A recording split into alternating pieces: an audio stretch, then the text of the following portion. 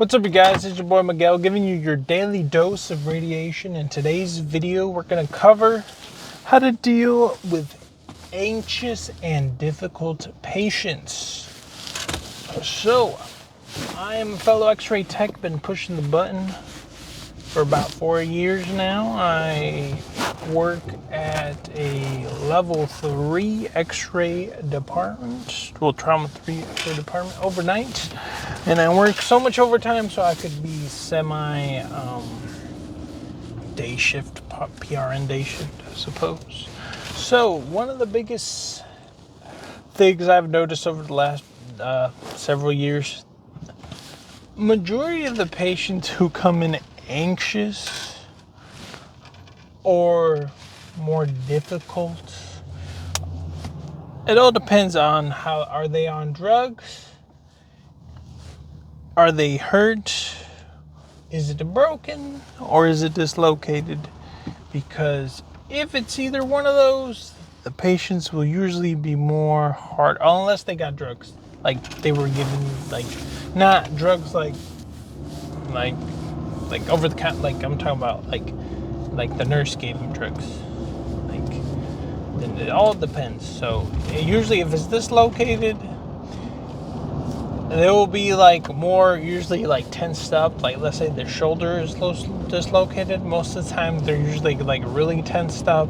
They're very anxious. They don't want to move. They want pain meds. Even some with pain meds, they're still pretty bad. If they're not able to move and they're not as compliant.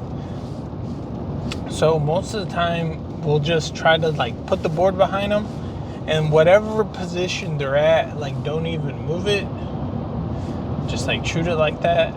And you can see if it's broken or dislocated or what we're working with. Because depending on what you see on the first picture will kind of determine okay, we're going to have to angle the tube. Or okay, maybe he can, move it a little bit with some assistance.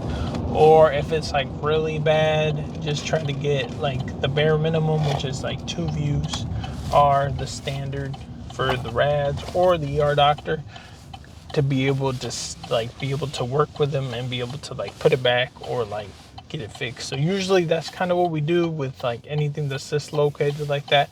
We'll shoot a straight head on and maybe we'll get external, internal, depending on how they're, for shoulders, for instance. That's kind of what we'll do on that. And then on hips,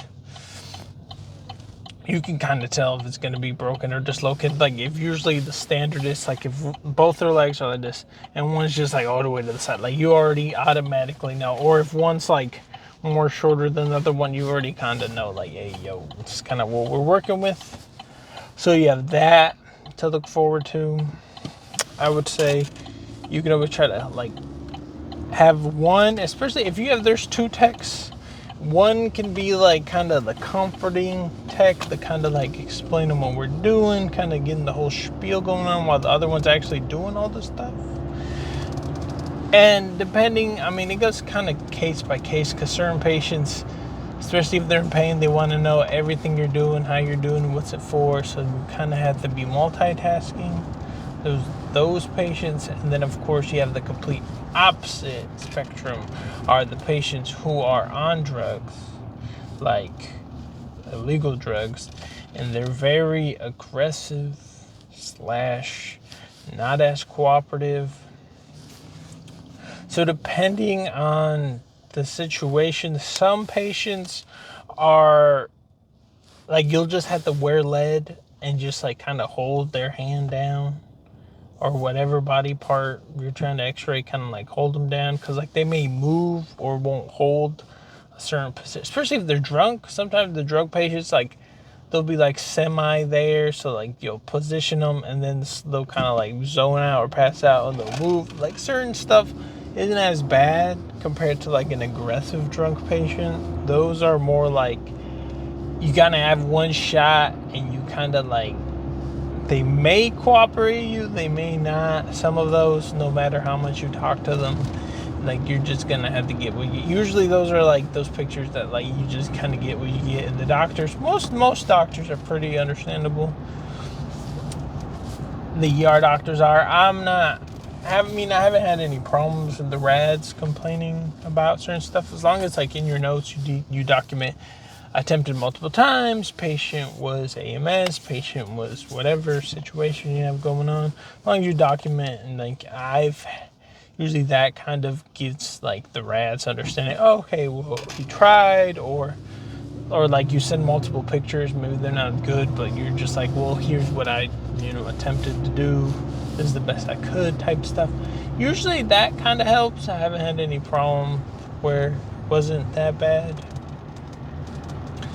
I mean, especially if it's like broken, patients are like more hard for like to get any movement on them. Most of the time we'll have to like cross table or angle the tube a lot of the times. That will significantly help reduce the pain on the patient. And then of course, I mean, pain meds, drugs that the nurses give them, those help a lot, I would say. What else?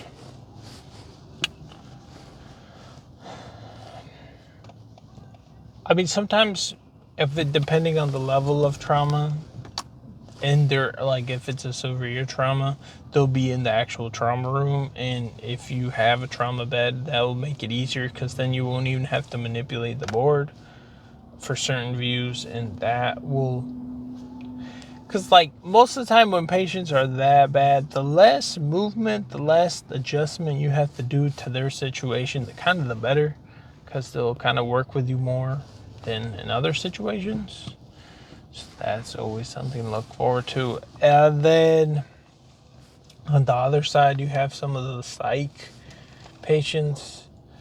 Some of those are kind of, they're in a different little spectrum to deal with, because you'll like have certain patients that you'll go in there and you're like, okay, my name's so and so, here, do your X-ray, and they're just like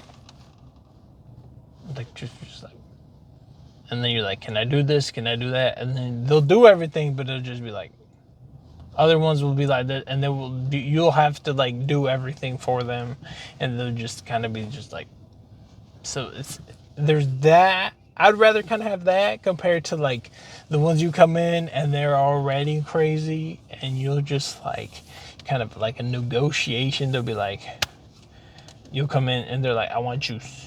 And you're like, okay, if you let us take the X-ray, it's almost like a toddler. If you let us take the X-ray, we maybe be able to get you juice.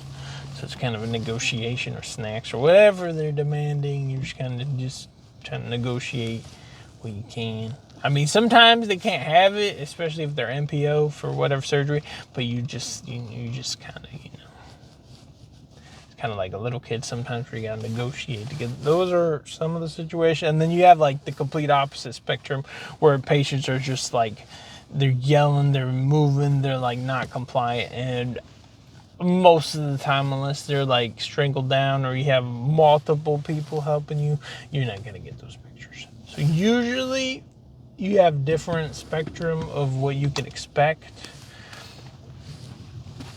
on those patients. But yeah, hopefully this gives you an insight on what to expect in the field. And yeah, it's been your boy Miguel. See you on the next one.